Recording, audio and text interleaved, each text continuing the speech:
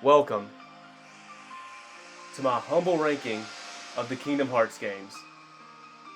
Kingdom Hearts is my favorite video game series and probably always will be. The series is special to me.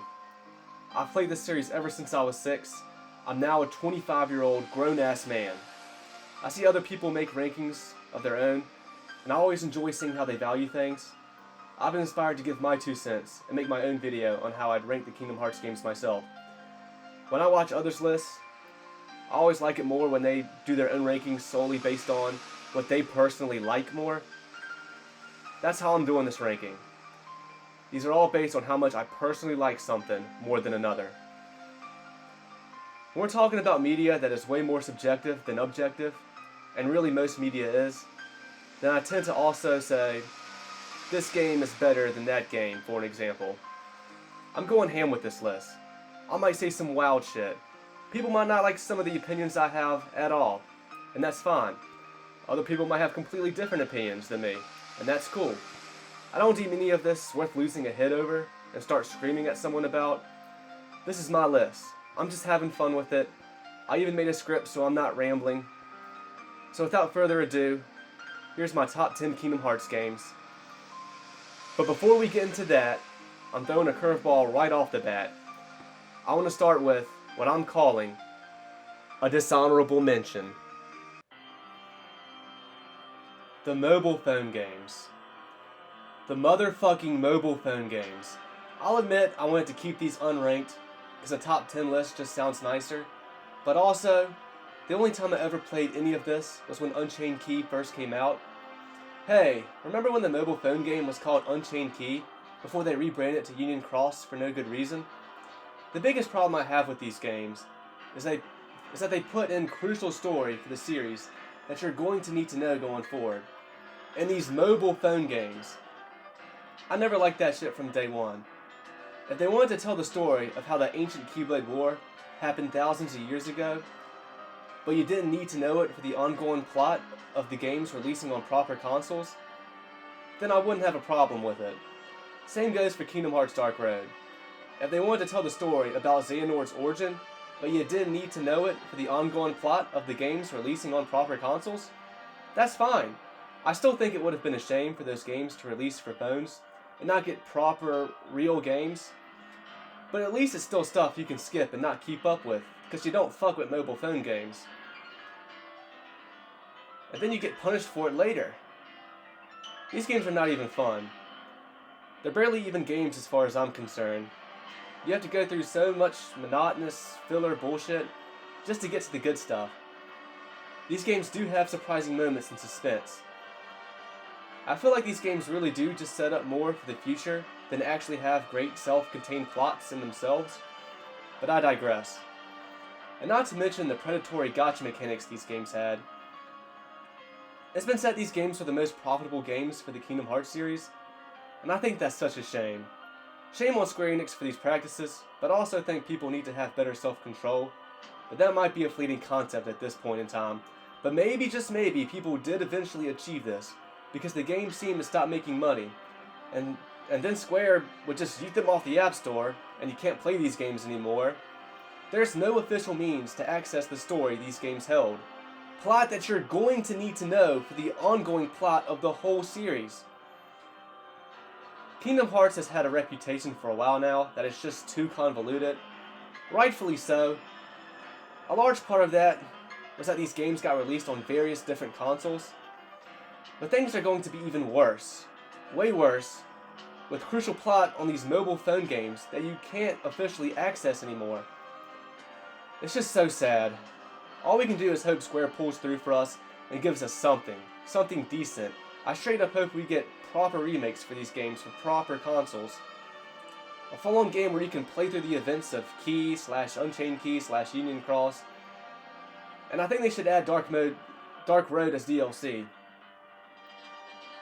They were also going to have another mobile game that was supposed to release recently, Kingdom Hearts Missing Link. It was going to be a more ambitious title that would have functioned very similarly to that of Pokemon Go. But after delays for this game, it was eventually cancelled. Square Enix saw the writing on the wall and realized they would never be able to break even this time around, with this game being more advanced. And look, for the people working on this game, I know it's gotta suck having something you worked so hard on never to see the light of day. But they still got paid for their efforts being employed by Square, and I gotta be honest, I was kinda happy it got canned. And all I can do is hope this marks the end of Kingdom Hearts mobile fucking phone games. Kingdom Hearts keep that cover, the title movie we got showing off right here. It's just a little movie added to 2.8 to show the foreteller side of things. This was pretty dope. I just had to get all this off my chest. And now we can start the list proper. So besides the mobile shit, what is my least favorite Kingdom Hearts game? Number 10. Kingdom Hearts Recoded. How fitting. It's the remake of a mobile phone game right after I just took a shit on mobile phone games. Kingdom Hearts Coded was a Japan exclusive game for a certain brand of Japanese phone. Releasing years before the mobile shitstorm, the rest of the world would only receive its remake for Nintendo DS. It is not an unpopular opinion to have Recoded ranked last. I have dubbed this game as Filler the Video Game. As for the game itself, the base combat is solid.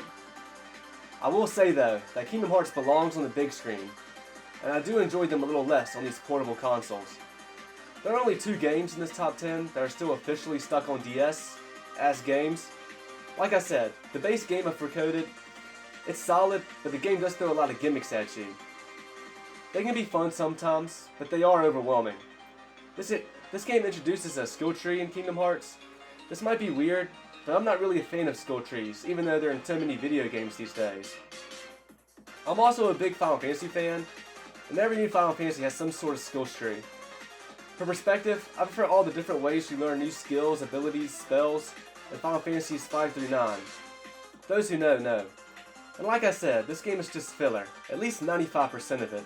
The whole concept that Mickey and crew being able to make a digital world out of scanning Jiminy's journal, I just find it plain silly. It's not a long game, but it feels like it just drags. Those never before seen scenes you get of Riku and Ansem on a dying Destiny Islands, and Pluto and Traverse Town are interesting, but they never really go anywhere. Like we see Riku get taken away by the darkness while he was reaching out to Sora, but he just goes back so Ansem can be the one to summon the Hollow Bastion, I guess? And who summoned that portal for Pluto, damn it? The ending of this game just amounts to everyone being informed that there are people connected to Sora who needs his help. Something we the audience already knew. And Mickey knew most of these people were missing anyway, particularly Aqua, who we should have been trying to rescue since Cage 2 ended. I don't like the secret ending either. I think that's where the seeds were planted for the series to really take a shit. I just really didn't like it when they established, since Xehanort's heartless and nobody were vanquished, he can now just come back. Just like that. I really just can't care for Recoded. But I don't really hold the next game in much higher regard either. Number 9. Kingdom Hearts Dream Drop Distance. At least this DS game got moved to the big screen. I've dubbed this game as the game where the series jumps the shark. At least Recoded was just mostly an unoffensive filler game. To me, Dream Drop Distance shits on the story. Every bad guy that was defeated is now back. Us defeating the main villains in the previous games was part of a contingency plan. Ansem met Sora in the secret place in Cage 1 on purpose for these contingency plans. Time travel, dumb Sora, Axel getting the Keyblade, and I guess anybody can get one after all. And nobody's had hearts all along. I don't care what anyone says. I think it was just cool and interesting for the nobodies to just not have hearts. And this is the game that made that shit official. This game came out when I was 12 years old. Growing up, for years, I could never beat these games. In between Recoded and Dream Drop Distance's releases, I was finally able to beat some of the games for the first time. Dream Drop Distance was the first game I was able to get and beat on my first playthrough. Leading up to this game releasing, I was excited for another Kingdom Hearts game coming out.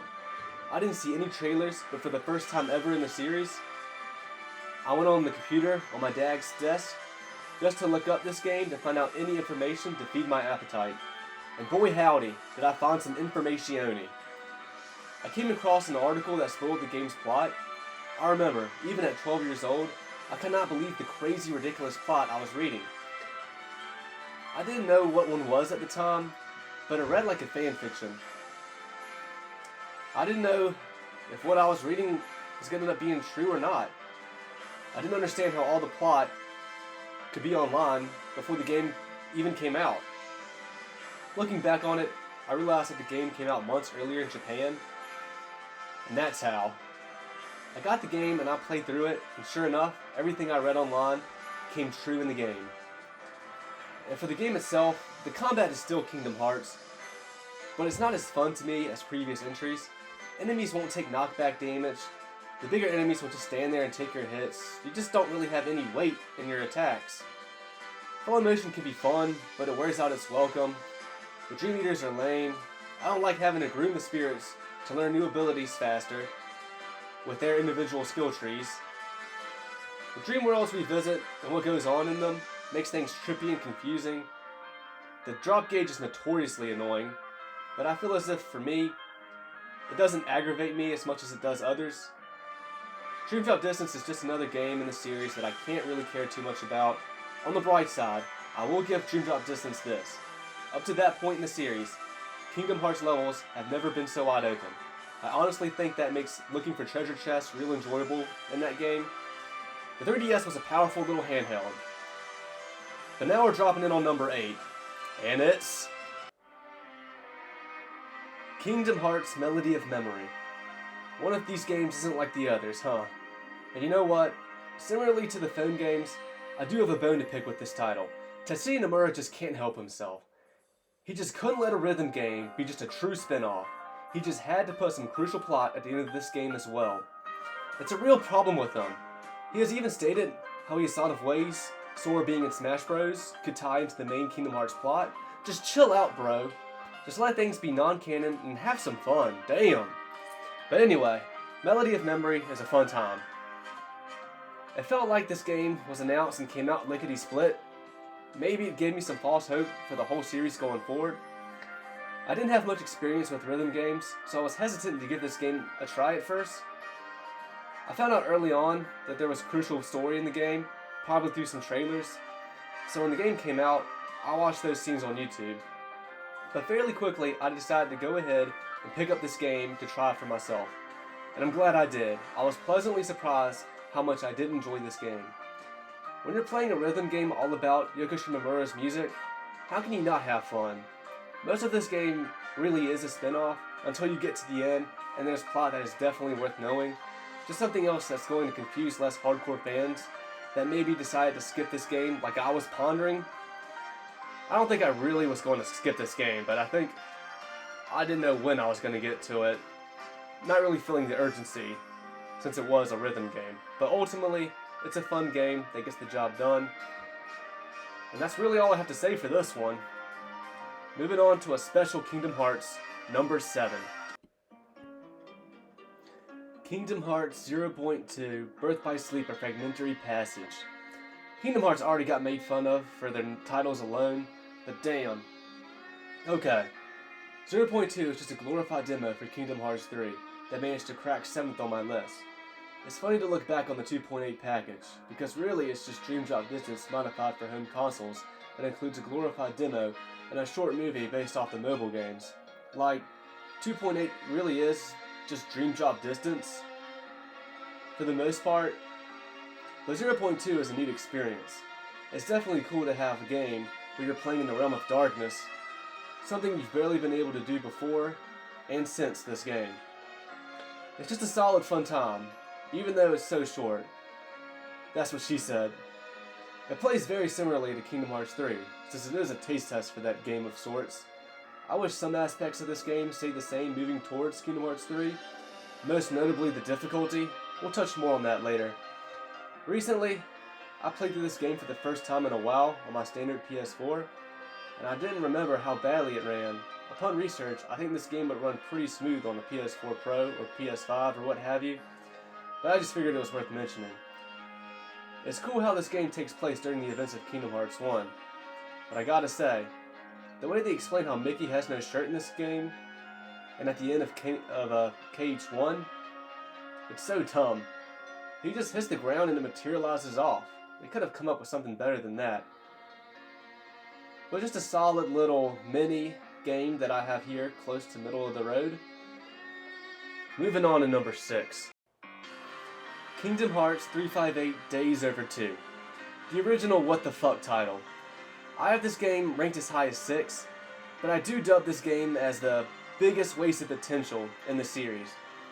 It's just cause it's a game where you play as mine and many others' favorite character, Roxas, during his time in the totally tubular Organization 13. And I think this game should have been so much more because of that. All the shortcomings begin at this game being limited to the Nintendo DS. Of every Kingdom Hearts game, if one of them were to be remade, besides the mobile phone games that desperately need something, I'd want it to be this game. Easily. After all my protests, I still have a soft spot for Days, and have fun with it. Maybe it's just because it's about my favorite character in the series, and the organization that I've always thought was cool as fuck itself. Or maybe it's also because it's a game I've known since I was 9 years old. But when I come back to it, I do generally just have fun.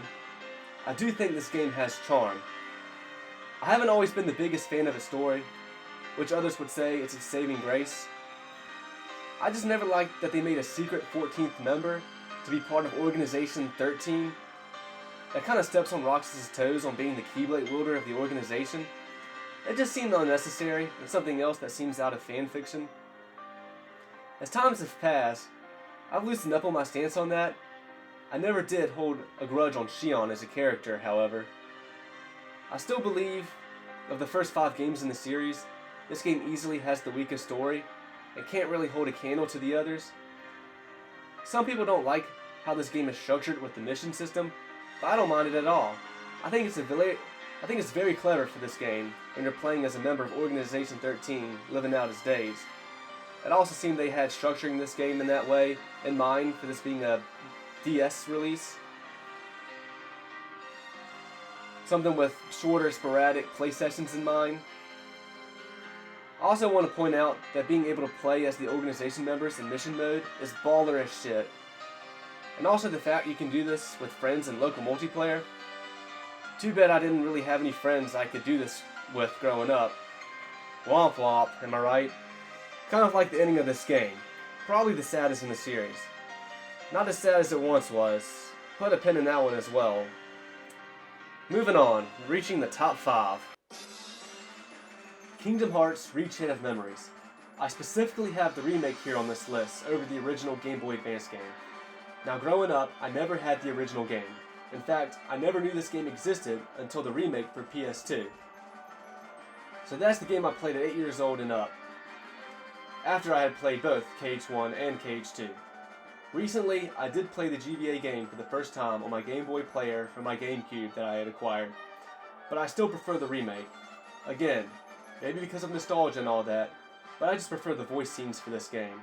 I think the combat is just as good, if not better, than in the remake. I know people prefer the tighter battlefield on the GBA, and that's cool. Also, I just wholeheartedly welcome the few new additions for the remake. I think Rechain of Memories might just have the coolest scenes in all of Kingdom Hearts, thanks to the organization. They steal the spotlight in this game, as far as I'm concerned. My biggest complaints for this game is, yeah, the Disney stuff is more filler than ever, as we go through retellings of the stories we saw in KH1, in Castle Oblivion, and nominates fake projections of these worlds. You have to go through that stuff to get to the good stuff in the castle, but I'm always engaged to what's going on in those castle walls. My overall biggest complaint, however, is just simply how many fucking rooms some of these worlds have. Like the second half of Sora's campaign in particular, it feels like you have 50 rooms you have to sort through to proceed in these worlds. It can be a real grind, but I borderline love this game. I regard it as a top 15 video game for me. People take issue with the combat, and I do agree, I prefer the standard combat of the numbered entries, but I still have fun with the card system in this game, for what it is. Making slates and utilizing them is dope in this game. And once you beat Sora Story, having a second campaign unlocked to play as Riku, with new gameplay mechanics, is radical as well.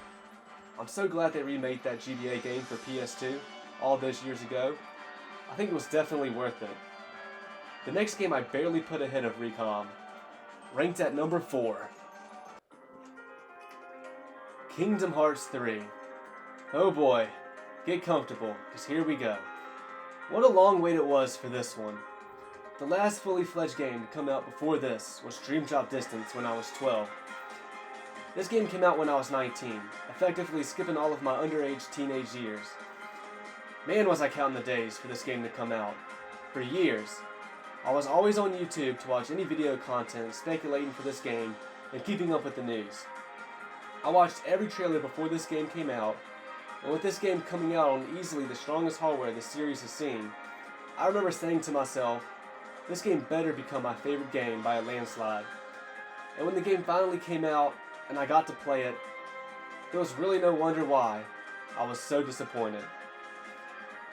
It would take some time for me to fully realize and accept that. I just had my expectations way too high for this game, and that just wasn't fair. But you know what? This is not all on me. Why the fuck did Square Enix basically spoil almost the whole fucking game in trailers? They left very little to surprise us in the game. Since that last full-on new game that was out when I was 12, this was the first time I was really on top of keeping up with every little thing to come out before the actual game. Apparently, Square has always been bad about spoiling their games, particularly Kingdom Hearts. But it's very arguable this was the worst it's ever been. Very arguable.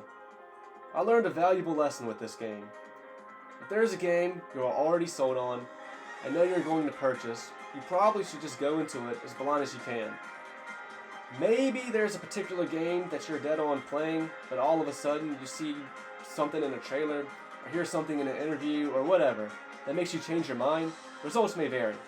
But for me, it would have taken a whole hell of a lot to keep me from getting this game. And I just wish I went into it as blind as I could. In fact, that's the measures I do plan on taking for Kingdom Hearts 4. I will go ahead and say I have already seen the announcement trailer and the screenshots for that game. I just figured that I might as well watch the announcement trailer at least, and since we've pretty much gotten diddly squat for 3.5 years since, I don't regret watching that at all. The screenshots don't show too much, but I do wish I hadn't seen them. I just got blindsided by them.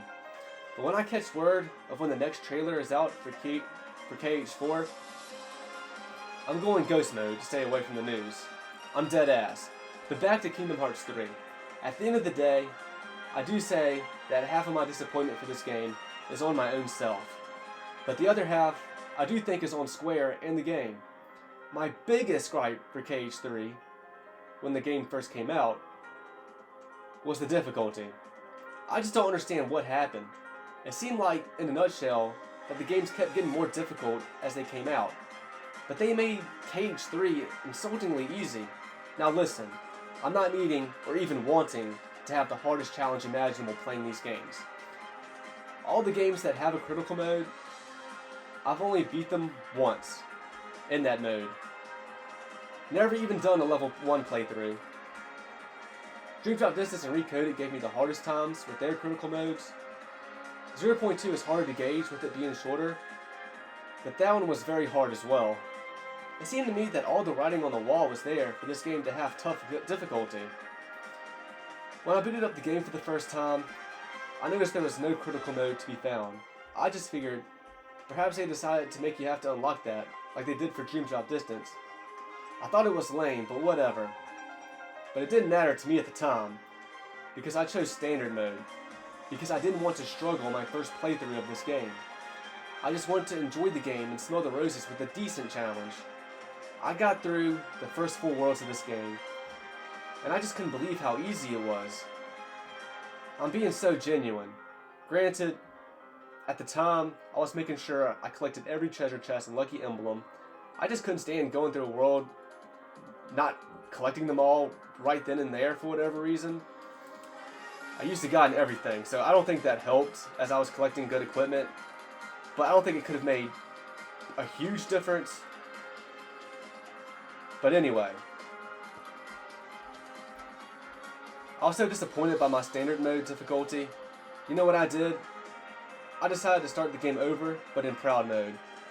But I really didn't feel like it made too much of a difference. I don't want it to sound like I didn't enjoy my first experience with this game. But as I kept playing, the disappointment that I just naturally developed became stronger. I think the story Kingdom Hearts 3 tells is overall lame. It has its good moments, but I think there is truth that this game drags things along for most of its runtime, and then rushes everything at the end. I just think they could have done a better job with this game. They would later patch in critical mode, along with some other tweaks to the combat. I gotta say, I've always felt that did so much more for this game than the DLC. Critical mode is a great mode, and the game is fun. The DLC was $20, and what it added was basically a continuation of the story for KH3 as a new playable episode in the game. This mode is cool and enjoyable. The final boss fights at the end are some of the hardest boss fights I have ever encountered, but I do respect them. It's just crazy how Square went from 0 to 100 with the difficulty in this game. Ultimately, I think the DLC, aka Remine, was definitely worth the $20 price tag. I do think some people overglaze it though.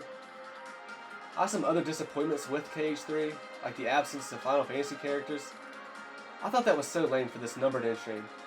All in all, I feel like the Final Fantasy characters have always been sort of underutilized for this franchise. Specifically, I wish they actually crossed them over with the Disney characters more. Cause why the fuck not? The series has always been regarded as a Disney Final Fantasy crossover. Own it! Also, just the lack of actual Disney bosses kind of blows. Kingdom Hearts' original worlds are sorely missing. Like, Twilight Town is here, but it's significantly neutered. I can't stand the attraction flows. And lastly, I think it's cool that they put an organization member in each Disney world. I love the effort. Problem is, I feel almost every reason that they came up with for each organization member being in those worlds is ass. Xigbar shows up in Olympus for 5 seconds to talk shit and dip, but he does point out Hercules' privilege and allude to what happens at the end of the game, so that's cool. Young Xehanort somehow managed to fucking make a copy world of the Toy Story world, but only drags some of Andy Toys into it. It's all for experimentation with the replicas. I just think that's too far-fetched. Like, how the fuck did he pull that shit off? Marluxia and Larxene are tasked to keep an eye on some of the new Princesses of Heart, but like, I don't like the fact that there are new Princesses of Heart, and that the old Princesses of Heart passed their power down to them. A Princess of Heart is somehow with a pure heart full of light, and now you're telling me that Cinderella and Snow White and most of the rest of them, they now have some darkness in their heart? And also, on the flip side, originally Rapunzel, Anna, and Elsa had a little darkness, but now they don't? It's just bullshit. What I would have done, sure, you could have new Princesses of Heart. You could have more than 7 Princesses of Heart. Just kind of clarify that, oh no, you thought there were only 7 Princesses of Heart? No, actually there's more than 7, but you just need to collect 7. I would have liked that much better. How they used the Monsters Inc. world and the negative emotions the monsters collected from the children to state how Vanitas returned was a clever idea. If they hadn't come up with this answer, the answer would have been just more time travel bullshit. It would have been cool to see a scene of the organization using that stuff to remanifest Vanitas in a flashback or something, but hey. I just don't understand why Vanitas is trying to help Randall in this world. And it's never really explained. That one's the biggest nitpick, but just curious. The Caribbean is such a good world, I just think they miffed it in the end. Maybe I'm just a weirdo for this, but I really don't like that Vexen insinuates that Davy Jones has an actual beating, real-life heart. So it can't be the one they're looking for in that black box. Like, no, this is the Kingdom Hearts. Everyone should have the Kingdom Hearts heart. Sometimes it's a floating silhouette of the cartoon heart, sometimes it's just a floating ball of light, but it's not an organ. And in the Big Hero 6 world, I don't even really know what Dark Riku, but actually Riku Replica 2.0, is even trying to do. He's doing experiments to see if a heart made of data is worth a shit, but the organization never uses any hearts made of data. Is this tied with the replica somehow? I just don't fucking know. Hearts made out of data just seems too silly and out there for me as well. And then you get to the Keyblade Graveyard, and I don't want to spend too much time here. It's just all a mixed bag for me. The fights against the organization members are cool, and it seems they're trying to work together in combat for once. But then we get characters just coming back to life willy-nilly. Again, it all just feels rushed and forced. Terra might be the one exception.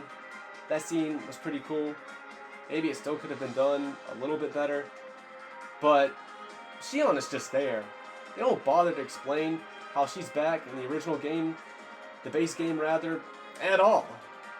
And Roxas is my favorite character, but it's like someone just slapped their right ass cheek and Roxas comes flying out of the sky, out of butt-fuck nowhere, and he's just alive again. It really just makes no sense. How the fuck did he get there? I know the Radiant Garden crew, that's another letdown by the way, you can't go to Radiant Garden in this game. I know the Radiant Garden crew had a replica for him, but how the fuck did they get it there? Kairi was made absolutely worthless in the end. I just think it's funny at this point, and I hope it keeps happening. Then we defeat Xehanort, and they try to 85% make him out to be a relatable, borderline redeemable villain at the last possible second. It even seems like he gets to giggle off and float up to heaven with Ericus, who he killed. But in the end, as the years have gone by, much of my disdain for this game has melted away, and I just have a good time with it, beginning to end. This game was indeed on more powerful hardware than any Kingdom Hearts game before it. Levels are more wide open and spacious than ever, surpassing Dream Drop distance.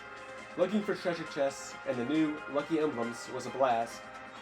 With so much at your disposal, such as form changes, magic, grand magic, team attacks, shot locks, combat is very fun, especially in critical mode.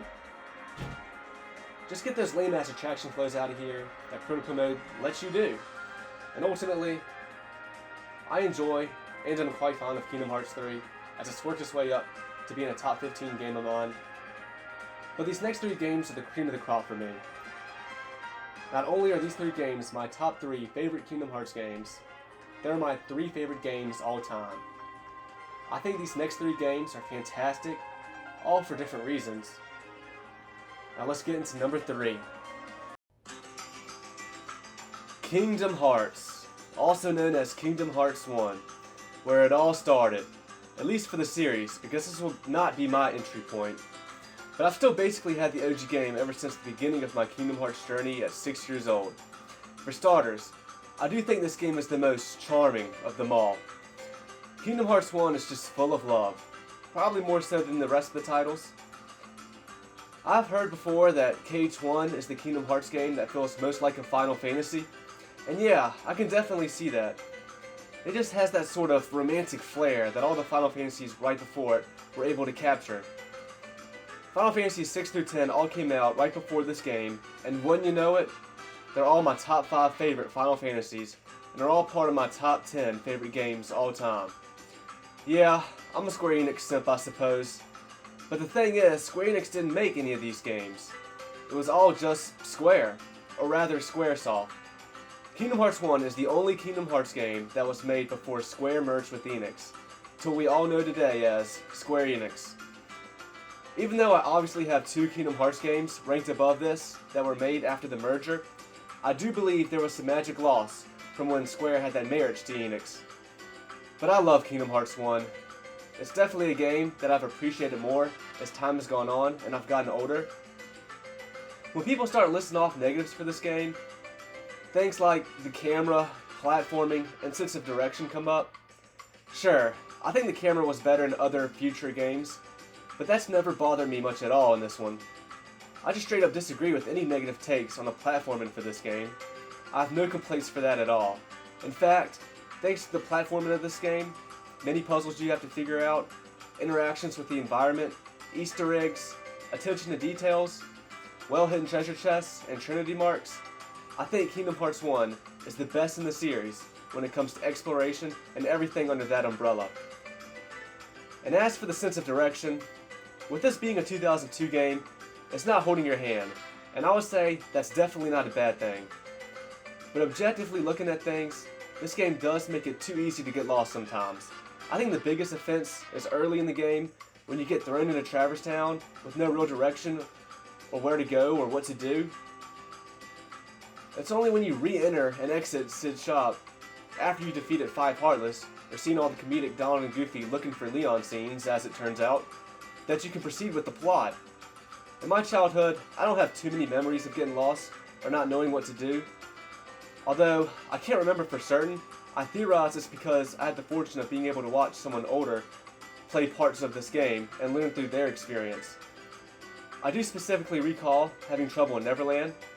I always wanted to have the world-specific characters in my party at all times, and I just didn't want to bother with switching Peter Pan out just to do a trinity. And I would wander around aimlessly, trying to figure out what to do next just to proceed.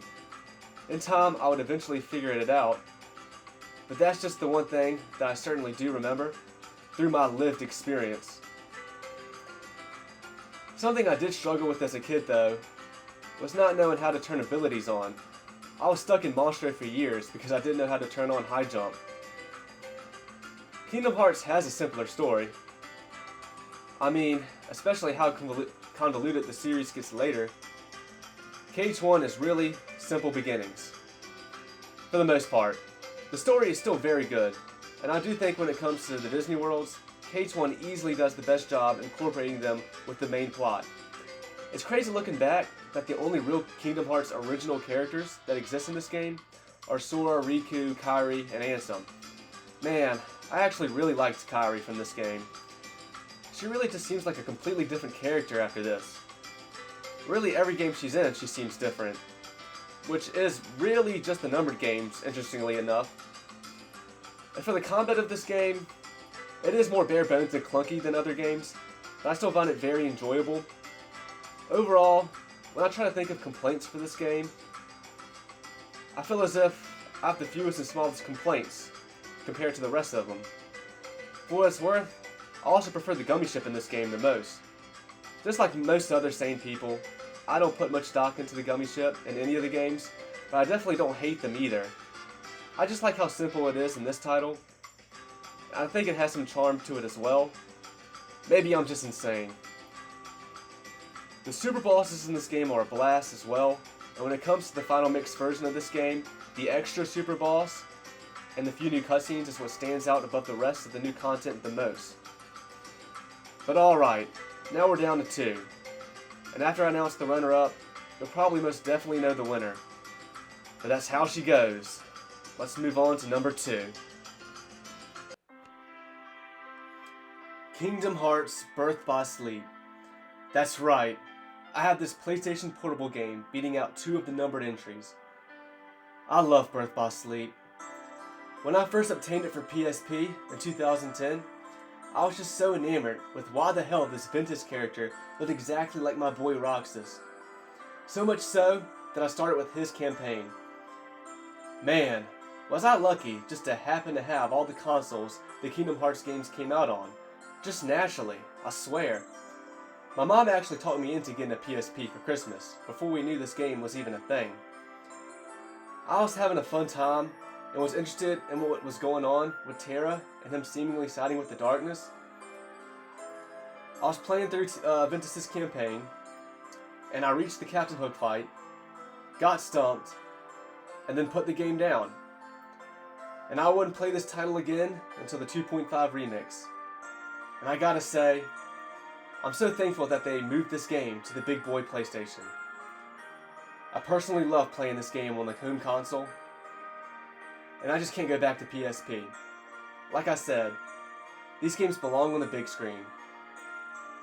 When I played this game on the remix, I was already aware of the big plot points. I still played as Ventus first, then Aqua, then I saved Terra for last.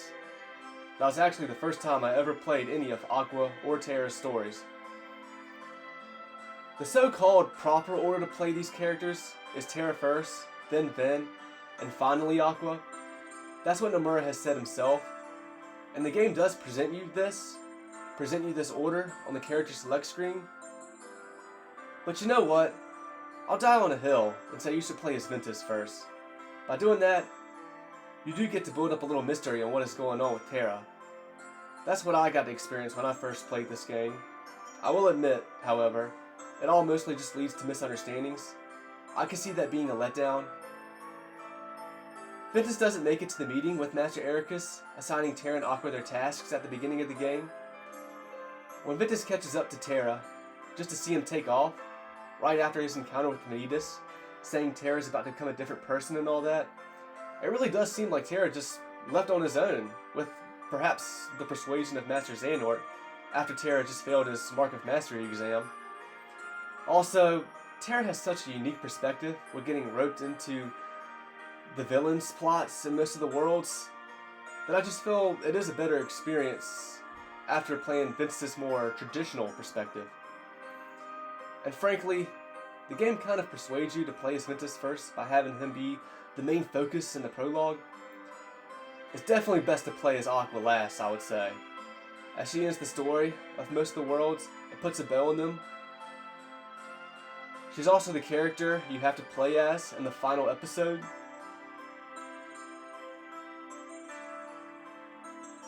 When I replay this game, I play all the 3 campaigns all at the same time, using the timeline provided as a basis. From day one, I just thought it was cool to have 3 different characters and their stories to play through. I really love the command deck in this game. The command deck would be implemented in the next couple of Kingdom Hearts games as well, but I swear, it's just more satisfying to use in this game. And I really, really love the command melding system. I just think it's so cool. Taking 2 commands, throwing in a synthesis material, mix them all together to create a new command with a new ability attached. Place the command in your deck for your character to obtain said ability. Fully level the command up for your character to permanently learn the ability. And then maybe you can meld that command into something new and even better. I just love it.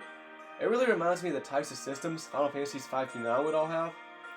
Disclaimer, I did play BBS before any Final Fantasy, but it specifically reminds me of Final Fantasy IX's equipment system.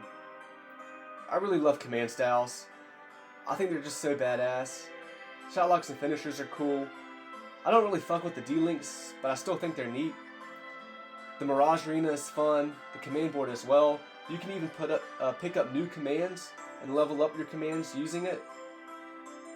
I even enjoyed the Disney Town minigames, particularly Rumble Racing. What can I say? I'm just a sucker for some racing. Birth by Sleep, it is the first game in the series given the floaty reputation. I haven't mentioned that until now in this rankings, but sure, I wish the games from this point on in the series onward felt like the characters had more weight to them as you played. But with all the cool things at your disposal in this game, I'm bothered by it at the very least here in this title. Birth by Sleep's story is pretty good too. Telling a prequel story set 10 years before the events of KH1. My biggest gripe with the story is maybe they shouldn't have revealed Xehanort's name until towards the end of this game. Maybe he could have had a title everyone referred to him as for most of the game until his name revealed, such as Master Gazing Eye, since his Keyblade does contain that. Just spitballing here. It's just such a big deal his name is Xehanort, and you know this the whole game from the very beginning. I think this was even revealed early on in trailers and such before this game came out. Don't quote me on that one, but I just don't know why Nomura didn't want to have this be a plot twist late in the game. Even the exploration for this game is pretty solid, all things considered. This game has a handful of hidden treasure chests, or ones you're supposed to come back later once you've got new movement abilities. However, you can't use certain commands to get around and take advantage of them to obtain those treasure chests earlier than intended. I wish BBS had just one more world. I feel as if one more world is needed to help you get into a good spot, getting some extra abilities and powerful commands for the final battle. Even though this is considered another quote-unquote spin-off game, for lack of a better term, I've always felt this game was sort of like half spin-off, half numbered entry caliber if that makes sense. Hell, this game even got a final mix version. That's something only the numbered entries got. The final mix version's most notable inclusions are the 4 new super bosses and the secret episode. I also think the new monster fight in the Mirage Arena is pretty cool too. These inclusions kind of have some mixed receptions. Some think the new boss fights are pretty bullshit, maybe a couple of them more than others. Some think the secret episode is nothing spectacular. I can see where people are coming from, but I can still enjoy them. If nothing else, I can just brute force my way through Mysterious Figure easier than Lingering Will or Zora. I do dig the secret episode, where you get to play in the Realm of Darkness for the first time, fighting Heartless. I will mention, I don't really care for the unversed in this game. They really are just discount store Heartless. I wish they just had Heartless be what we fought in this game. They could have just wrote a way for Purebloods to show up. The game even has a flashback scene showing Master Xehanort summoning Neo Shadows outside the Realm of Darkness. Just have Xehanort be behind many Pureblood Heartless showing up in this world, and all the worlds, just for his plans to kick off in this game. There you go. We also got that teaser of sorts for a Birth by Sleep sequel that never saw the light of day. But you could say that 0.2 game is what brought that idea to life. Although we may never exactly know what a legit BBS sequel could have brought to the table. I would have been so down for a sequel for this game with a very similar command deck and melding system. Bring back the melding system. But at the end of the day, I just always have a blast playing this game. And that's the bottom line. But there's one more that outranks it. I'm sure most of you, by process of elimination, know what it is. So let's talk about number 1. Kingdom Hearts 2. Yes, by process of elimination, we have made our way here, just to let everyone know that I'm a basic bitch. But I don't care what anyone has to say. Kingdom Hearts 2 was my first Kingdom Hearts game. I got it on Easter Day of 2006, at the tender age of 6, after my mom called me into the kitchen sometime before for me to see the second half of a commercial for this game. And man, my life has never been the same since. I was instantly entranced with the second half of said commercial, and once I saw Cage 2's opening with Sanctuary playing in the background, it was over. It would take me years to fully experience this game. I remember getting lost in the dark woods in Roxas' campaign on the first day, back when I first played this game, thanks to the smaller CRTV we had. Then later on, being stuck on the notorious Demyx fight in Hollow Bastion for years. I would end up experiencing someone else make it all the way up to the fight against Sigbar as a roadblock, but then at 12, I believe, I was able to play through and beat this game for the first time. The first Kingdom Hearts game I would beat. Maybe this is my favorite game ever, largely because it was my first in the series. I would get Cage 1 not long after, so really, I had both since forever. As a kid, it was obvious to me that Cage 2 was my favorite, but the gap has narrowed over the years. Growing up, especially on PlayStation, I would mostly only play licensed games. I was always watching Cartoon Network and Nickelodeon, so I wanted to play their video games as well. I really did watch Disney to a lesser extent, but those damn Kingdom Hearts games truly hooked me. And the Kingdom Hearts games, they really are licensed games after all, Disney characters everywhere. But the Kingdom Hearts games are AAA, and they were just of a higher quality than all the rest. Kingdom Hearts 2 is not perfect, none of these games are. Cage 2's biggest offense is how they didn't even try to give this game any sort of exploration.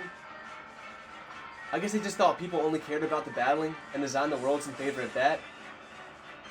Perhaps a response to claims about Cage 1's platforming being clunky and bad. I do wish Cage 2 could have had level design like its predecessor, but I truly don't mind when a game is linear. They did try to bayonet this in Cage 2's final mix with puzzle pieces to collect and the Cavern of Remembrance, but it's just not the same. Also, Disney Worlds have been done better in other games, most notably Cage 1. I tend to think half the visits to the Disney Worlds genuinely do give you something interesting here, and yeah, the other half do leave something to be desired. The second visits to the Disney Worlds do just have a coolness factor to it. What a pleasant surprise in this game. And the boss fights at the second visits, some of the best in the series. So yeah, let's talk about where this game shines. What is the most important aspect to a video game for you?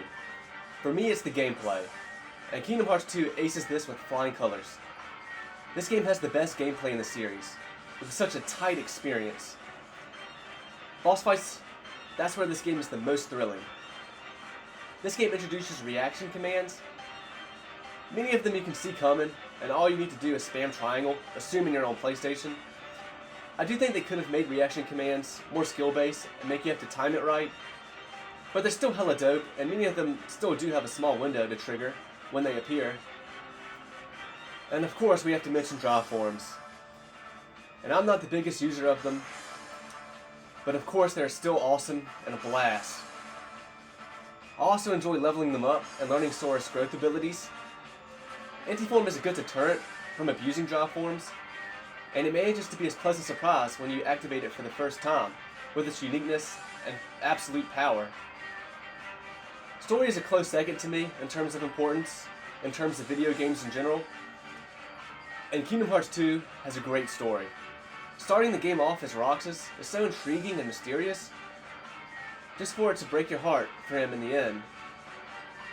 That will linger with you while you play the rest of the game as Sora, dealing with the badass Organization 13. We also get introduced to the standard enemy types of Nobodies in the prologue. The Nobodies are my favorite enemy class in the series. I do think Rechain of Memories does a better job showing off the organization than this game. Final Mix does add more scenes of the organization that I feel were very much needed.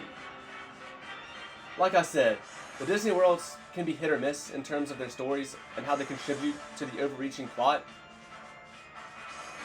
That midpoint to Hollow Bastion, I just want to say, it is the stuff of legends. And let's talk about how Cage 2 utilizes the most Final Fantasy characters of any Kingdom Hearts game. And they get some fire moments throughout this title. And then everything comes together at the very end in one of the most epic worlds. So to reiterate, I think Cage 2 does gameplay and story the best out of all the games in the series. Those two categories are just easily the two most important things when it comes to video games for me. Again, I wish Cage 2 could have had better exploration instead of its themed hallway approach with treasure chests just lined up against the wall. But Cage 2 got its priorities executed to near perfection. I also think Cage 2 has easily the best soundtrack. So many of my favorite Kingdom Hearts songs come from this game. I picked Tension Rising to be the track for this part of the video simply because I regard it as my favorite in the series, and maybe even in all the video games. It is such a fucking beat. And overall, Cage 2 is just the coolest game. It's got style. Final Mix really added more for this game than what it did for Cage 1 or BPS, including optional boss fights against the organization members that met their demise in Chain of Memories with their absent silhouette fights. And the post-game super bosses you can have against all the members of Organization 13, they're all collectively my favorite fights in the series. And one more super boss was added as well, that for years was regarded as the toughest in the series. This game will always have a special place in my heart. It is still my favorite game all time, and I just love it. So there you have it. Just this random dude's rankings. And I would like to know how other people's lists would stack up. So if anyone out there would like to leave theirs in the comments, please feel free. I'm interested in any civil discussion. I love this series. There's been highs and lows. Maybe this series will never be in a place that I once felt was absolute cinema. But I think Kingdom Hearts is in a place where there is still potential. I'm excited to see Kingdom Hearts 4 release. I just hope we can, one day, see these games come out on a regular basis for these modern times. Maybe Square Enix will pull themselves together and begin a new renaissance. We can dream. I don't know what the future holds or how long the series could have, but we'll always have the old games to treasure. But that's going to do it for this one. Until next time.